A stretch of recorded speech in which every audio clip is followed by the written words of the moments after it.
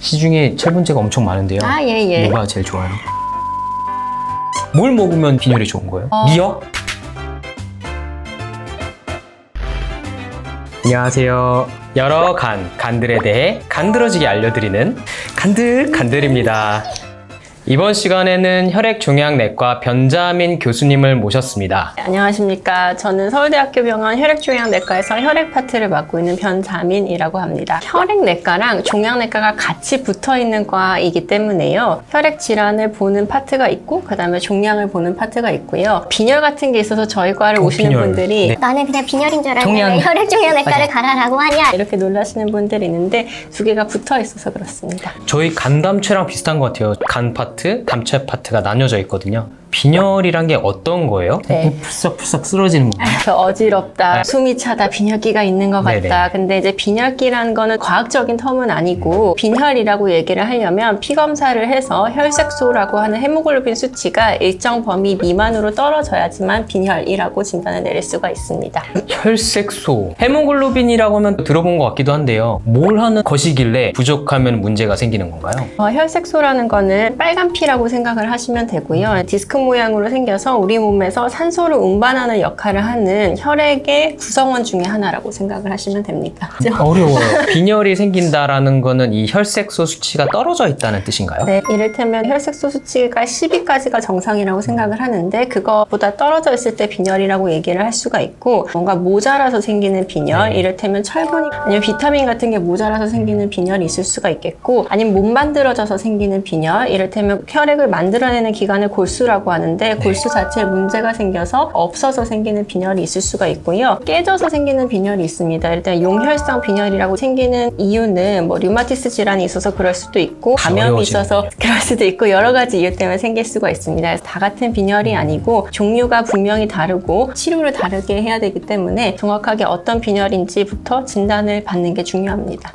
건강검진 받으면 헤모글로빈이라는 수치를 들고 와서 저 빈혈인 것 같아요 오시는 경우가 있는데 남녀 차이가 있나요? 예를 들면 뭐 여성분들 같은 경우에 생리기간이거나 이럴 경우에는 오히려 더 빠질 수도 있고 하잖아요. 남녀에 따라서 조금 차이가 있는 것도 사실이고 나이에 따라서 약간의 차이가 있는 게 사실이기 때문에 절대적인 수치보다는 상황이나 이런 걸 좀 고려해서 우리가 해석을 해야 되는 것도 있습니다. 빈혈이 만약에 있다 진단을 받았으면 이 빈혈에 대한 치료를 꼭 해야 되는 건가요? 빈혈이 있다는 거는 우리 몸에서 순환하고 있는 피가 부족하다는 얘기입니다. 어느 정도 이하로 떨어지게 되면 중요한 장기인 뭐 신장이라던가 아니면 뇌로 가는 혈액이 줄어들므로 해서 문제가 생길 수가 있기 때문에 어느 적정한 레벨은 당연히 유지를 해야 되는 게 맞아서 빈혈이 있다라고 하면 치료를 하는 게 맞을 것 같습니다. 어떤 치료를 받느냐 선생님께 사실은 간이 안 좋으신 분들 간경변증 혹은 간질환이 있는 환자분들이 많이 찾아오시게 되는데요. 이런 분들 보면은 빈혈 수치도 마찬가지지만 혈소판 수치 이런 수치들이 많이 낮은 경우가 많습니다. 왜 그런 건가요? 간이 안 좋다고 하면은 여러 가지로 혈구가 떨어지는 이유들이 있는데 첫 번째는 문맥 항진이 되기 때문에 간이 그 역할을 못하면서 오히려 비장이 커지게 되고 비장에서 혈구들이 걸려서 깨지기 때문에 수치들이 떨어질 수밖에 없습니다.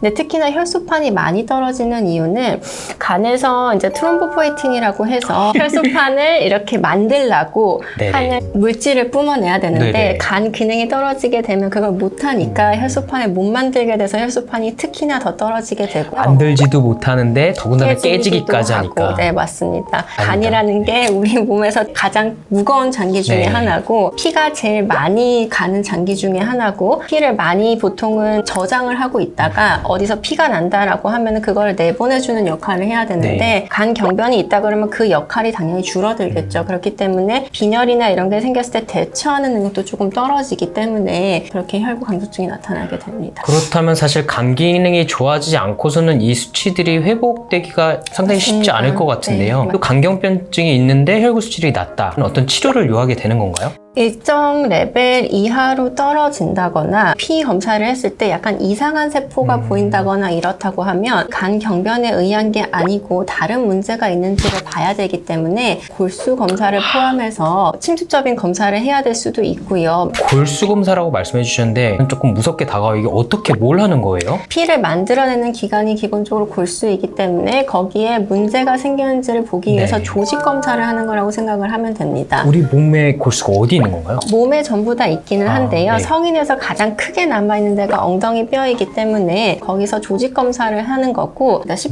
네. 15분이면 끝나는데 하고 나서 피나지 말라고 지혈을 해야 되는 시간이 한 3시간 정도 되기 때문에요. 그래서 이제부터는 생체 간이식을 위해서 기증자분이 또 존재해야 되잖아요. 건강하신 분들인데 이런 분들에서도 혈구 수치 때문에 문제가 생기는 경우 선생님께 의뢰를 해야 되는 경우가 종종 발생을 하는데요. 언제 왜 그런 건가요?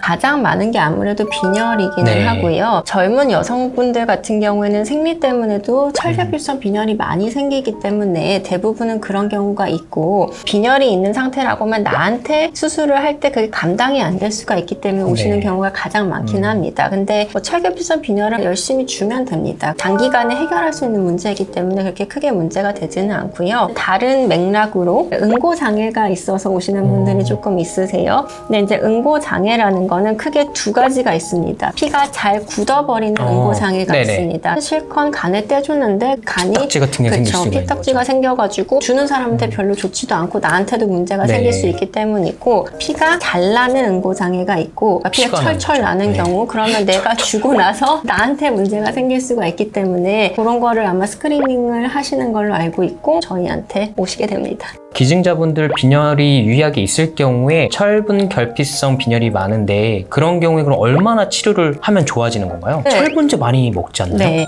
기본으로 4주에서 6주를 잘 먹는다고 하면 정상화돼야 되는 거기 때문에 한 달이면 충분하고 빨리 올려야 되는 상황이라고 하면 주사라던가 이런 네. 게 있기 때문에 흡수가 빠르기 때문에 확 올라갈 수가 있어가지고요. 얼마 안 걸립니다.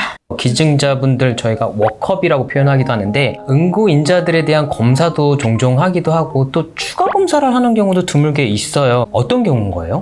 피가 잘 날 수 있다라고 표현을 할 때는 피가 안 나게 하는 애들이 2명이 있는데 혈소판이라는 지혈을 담당하는 네. 애고 걔가 수치가 낮다고 하면 그거는 원인 규명을 해야 되기 때문에 추가 검사가 나갈 거고요. 두 번째로 지혈을 담당하고 있는 애가 응고인자들이라는 애들입니다. 응고인자에 문제가 생기는 것 중에 가장 유명한 게 혈우병인데 혈우병에 친구나 사촌 정도 되는 병이 있는지를 우리가 스크리닝을 하는 게 되겠고 어떤 응고인자에 문제가 있는지를 보기 위해서 추가 검사가 나가야 됩니다. 피가 잘 굳을 수 있는 상황이라고 하면 중간 위험도 이상이 된다고 네. 하면 주는 사람한테 건강한 사람한테 문제가 생길 수 있기 때문에 추가 검사를 하고 정말로 공여를 하는데 적합한지 확인을 하게 됩니다. 이 사람들은 만약에 공유를 할 계획이 없다면 일상생활에도 문제가 있는 건가요? 굳이 찾아서 찾아낸 거기 때문에요. 이때까지 문제가 없이 살아왔다고 하면 앞으로 살아가는 데 있어서도 문제가 없을 가능성이 훨씬 높기는 합니다. 일상생활에는 문제가 없을 수 있겠지만 수술하고 나서의 문제가 생길 수 있다. 이런 측면에서 정밀한 안전하게. 검사를 하는 거군요. 네.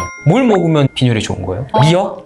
철결핍성 빈혈이라고 하면요. 빨간 고기, 선지, 피가 많이 들어간 걸 먹으면 좋을 거고 비타민이 부족해서 생기는 빈혈들이 은근히 있습니다. 요즘 바디빌딩 하는 게 조금 핫하더라고요. 다이어트를 엄청나게 하면서 비타민이 잘 안 들어가서 젊은 남자인데도 빈혈이 생겨서 오는 경우들이 있고 그런 게 간 수치가 막 지방간이 있는 것처럼 높아지는 경우가 있어요. 그런 경우에는 오히려 비타민을 먹어줘야지만이 빈혈이 교정이 될 거기 때문에요. 이제 원인 규명이 일단은 가장 중요할 것 같고 대부분의 빈혈은 빠르게 교정이 가능합니다. 그렇기 때문에 너무 걱정 안 하셔도 될 것 같습니다. 저 궁금한 게 하나 있습니다. 네. 시중에 철분제가 엄청 많은데요. 예. 뭐가 제일 좋아요? 상품명은 빼고. 부작용이 조금 다른 거지. 아, 그래요? 비슷비슷합니다. 코팅을 안 해놔서 먹었을 때 약간 미식거리고 변비 같은 게 생길 수 있는 부작용이 있고 그 코팅을 좀 잘 해놔서 바로 흡수가 편하게 해놓으면은 그런 부작용이 좀 덜 생기고요. 발걸음 해주셔서 감사드리고요. 네, 불러주셔서 감사합니다. 마지막으로 하셔야 되는 게 하나 있는데요. 네. 왼쪽부터 좋아요, 구독 꾹꾹 눌러주세요. 불러주세요. 감사합니다. 감사합니다.